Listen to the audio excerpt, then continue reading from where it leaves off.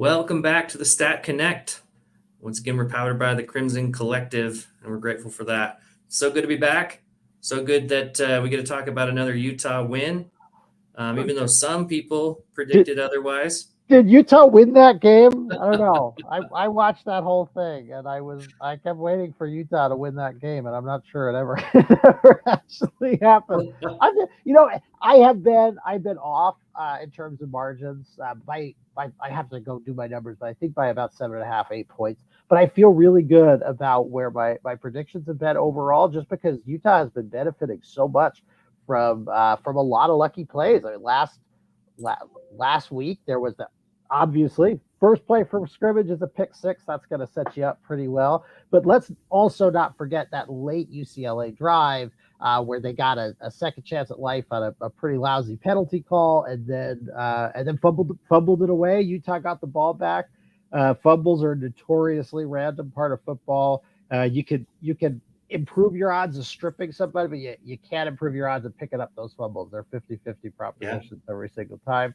And so Utah got away with one. Those were points on the board that UCLA didn't score. And when you consider it in sort of the body of work for this football team, they've really benefited a great deal from some major swing plays here and there. This is the second time the first play from scrimmage went for 7 points and was the deciding factor of the game. And no, so I feel good about my predictions. I feel like we've got a pretty good handle on what this Utah football team is, and it's just a question of if, or for me, when their luck is going to run out, because I'm starting to feel like they're on fumes here. Well, yeah, I mean, to have an offense only score 7 points and still escape with a victory, um, that is walking on thin ice for sure. And I tell you, I was sitting there in the stands and watching that game, and Utah up 14-0, and then just watching that slow, methodical, continually just handing off the ball to Glover, running it up the middle, playing it safe. And then yeah, when UCLA scored and made it 14-7, I thought to myself, like, this game should not be coming down to the last minute, and here we go. It's going to do it again. And of course, the defense stepped up big. Just got to a point where Dante Moore didn't even want to play anymore. You could tell he was kind of, just rolling back, and as soon as he saw the guys coming for like the third straight sack, he just kind of laid down. Folds over. Yeah. I'm All done. right. All I'm done. right. So, I mean, this defense is incredible. What I particularly liked about the Utah defense in this game was the difference it made to have Samote Pepa back, plugging up that run game. This game, Utah didn't allow one of those big rushes that we'd seen in previous games, and really, I mean, holding that UCLA run game to 9 yards is exceptional. And their stats might be inflated from their three other games, and it's pretty clear they are. But still, holding a team like that to just 9 yards, quite an achievement. And I don't see this defense slowing down anytime soon and stopping the run game. No, it was an exceptional performance. The defense is absolutely legit. No signs of luck on their part. They're able to get stop after stop after stop in remarkably difficult circumstances that have Yeah. certainly earned everything that they've got. They've got another very, in a lot of ways, similar matchup coming up this week, this Friday, against Oregon State, where they are another team that really defends well and focuses on running the ball, and this kind of trench warfare that has really typified these games. The good news for Utah is that's bread and butter for Kyle Whittingham. It puts them in a Yep. position to win. The challenge is this one's on the road in a really, really difficult place to play. Those Oregon State fans are a raucous bunch, and they get loud and they get animated. It's a long way to travel. It's a Friday, so short week. Those are a lot of challenges that are stacking up against a Utes team a defense that's got to be pretty exhausted at this point, because they're spending a lot of time on the field, Yeah. not getting a lot of support from the offense. Um, Yeah, I look at, the last time Utah traveled to play at Oregon State, it was a terrible game for the Utes all around. I mean, their offense did put up 34 points, but that game, it was back in 2021. Oregon State won that game 42-34. But the big thing was Utah gave up 260 yards rushing. And this year their offense uh, hinges once again on the running game, which is kind of surprising. I think that last year after getting 10 wins, including that huge 30-3 Las Vegas Bowl thrashing of Florida, it kind of felt like they were just a quarterback away from competing in the Pac-12. So they went out and got a huge name. Bringing in DJ Ugalele, that's a huge pickup. But so far he's only played kind of a mediocre game. He's looked a lot like he did at Clemson, where he's had a couple good games, but hasn't been the difference maker that I think that they were hoping for at quarterback. But the run game continues to just be a powerful asset for them. They've already rushed for, I don't know. Well, I'm looking at just Damian Martinez. He's gone 57 carries for 432 yards. And Wow, then the a lot of OC is yards per carry. It's like 8. So I think the transfer portal really often gives, especially for playmakers, gives this sort of false confidence. And you've seen that happen to Utah fans in the past, where there'll be a transfer from some really impressive team with a great resume. You think, well, this guy's got to be great, right? But they're transferring for a reason.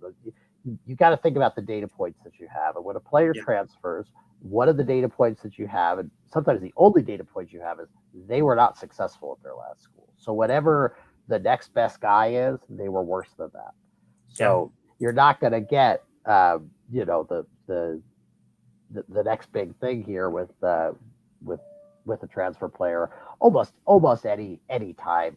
I think that you see less of that when you're talking about trench players and folks who might be transferring for other reasons, but especially when you've got like a playmaking skill player who's lost his job, who's getting beaten out by other players on the roster, younger players on the roster. That tells you something important. You got to take a grain of salt with it. And he's getting really excited about a transfer who's coming in. I think it's interesting to look at the defenses as well. The passing game really on both sides of the ball for Oregon State just hasn't been able to keep up with what's been a very, very impressive start to the season for them in the trenches. Compared to I want to say top 5 yards per carry allowed. They're somewhere in the middle in the 60s or 70s, bottom half in terms of yards per pass, in terms of passer rating allowed. There's a lot of indications that this is a team that's really vulnerable to a strong passing attack.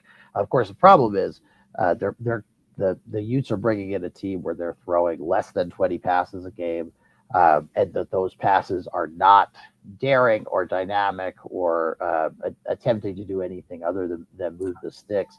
Just short passes. From my perspective, I mean, I'm a numbers guy. I like to look at spreadsheets and box scores and things like that, and that's where I learn things. But I watch a lot of football, and watching this, I feel like I'm seeing things in Nate Johnson's play that suggests that he can make those plays and he can make those throws.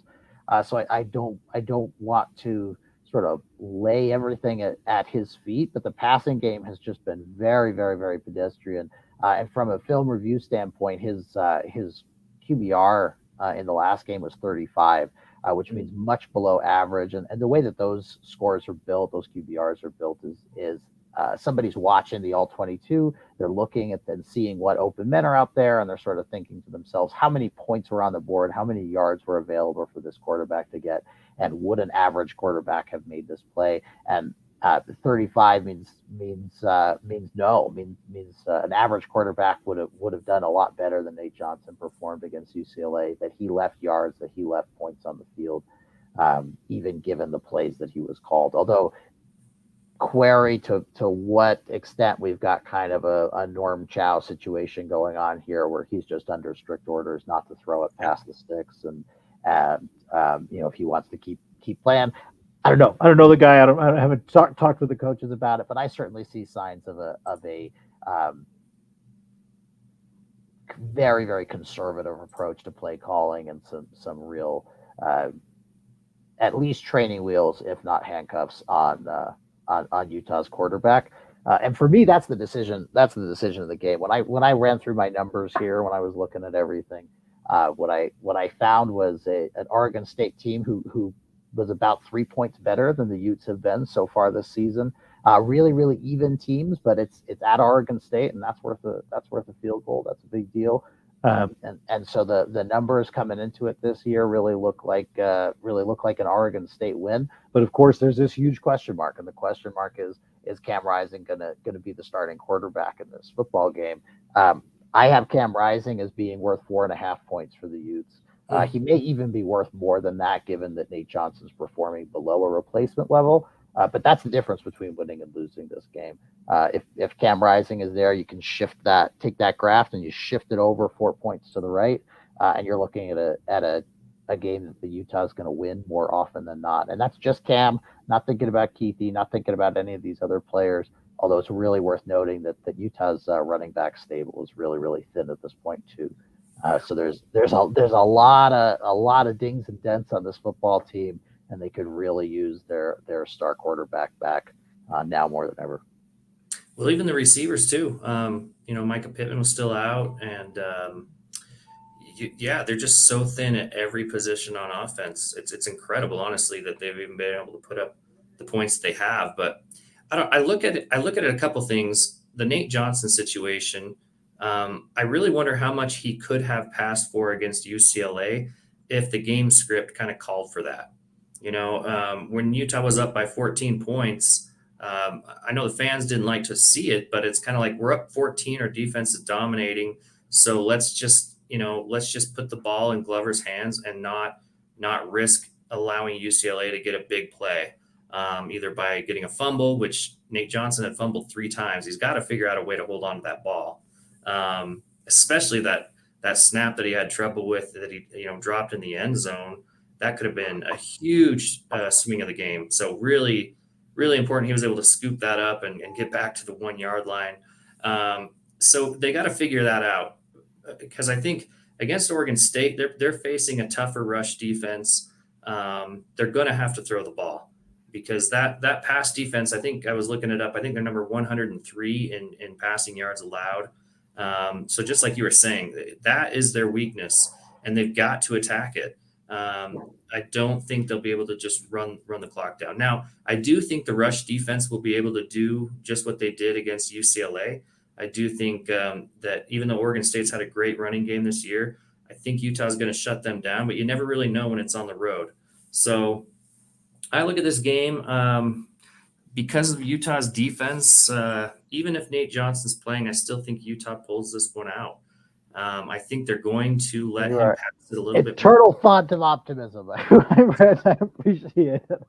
It is. Well, you know what? With this defense, I feel like, honestly, the defense is a national championship caliber defense, especially when they're completely healthy.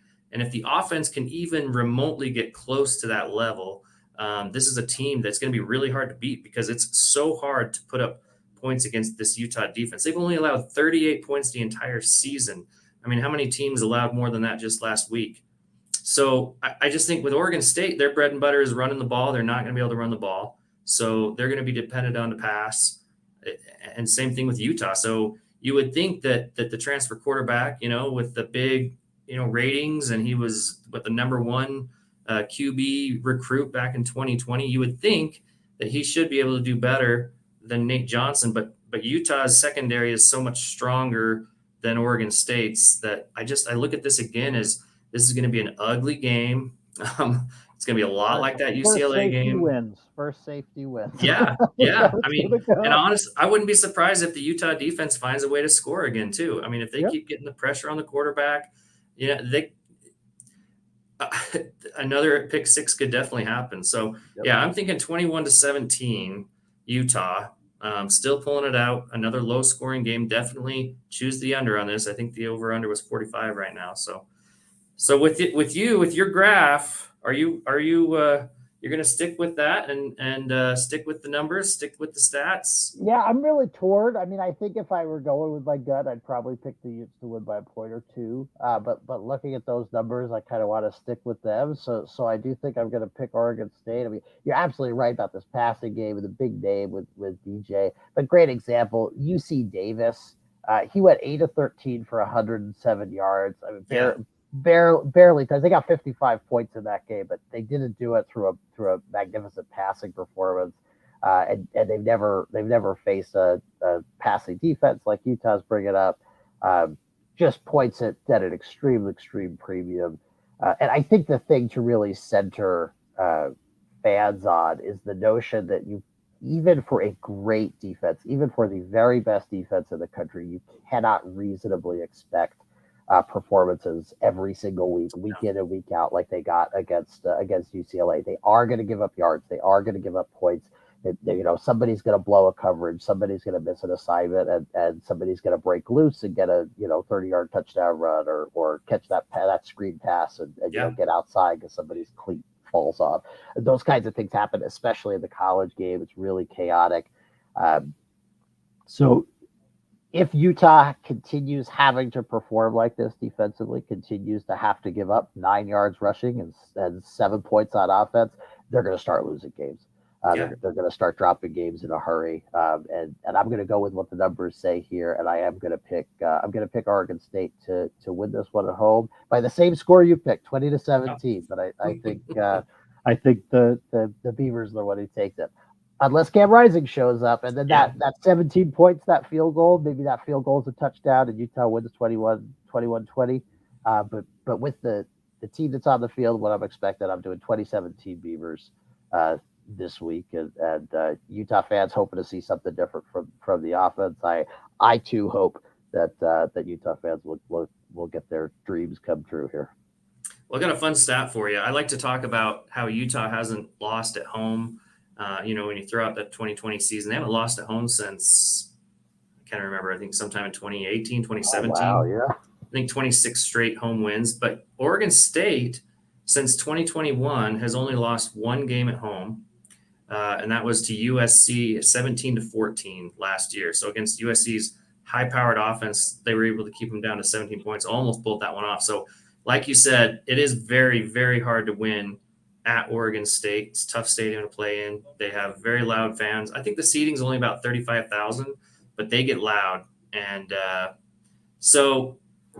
numbers, the stats on paper, it does look like Oregon State should win this game. For me, it's just really hard to pick against the Utes with that defense. I just think that defense is going to continue to wreak havoc. And if they just let Nate Johnson do a little bit more in the passing game and trust him just a little bit more, then I think they should be fine. But yeah, from what the numbers say, I mean, Utah's got the number. I was just looking this one up too because it's bad. Number 118 in passing offense in the nation. Yeah, only 157 yards a game, only 3 passing touchdowns this season for Utah. So goodness gracious. It one of those was on the first play from scrimmage, first play of the season, and people still hadn't, finished brushing their teeth. Yeah.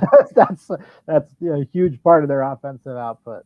That was almost a trick play, a bomb with a close to rookie quarterback is just about a trick play. So it's going to be tough sledding. It should be a fun game, especially if you're a defensive fan. I think fans are going to enjoy it. Just get your mind ready for a 1940s style wing tee.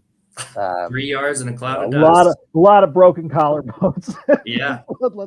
Let's hope their pads are better than they were back in the 30s and 40s. But it's gonna be a fun game, and if Utah can pull it out, then whatever you say about their offense, they'll still be 5-0. That's a lot of wins to have in the bank when you're thinking about bowls and all those kinds of things. So then you head into a bye, and then you get Cal. So this thing, they could keep going for a while winning this way. Yep. But like you said, it could come back to bite them too if they don't get that offense going. So we'll see.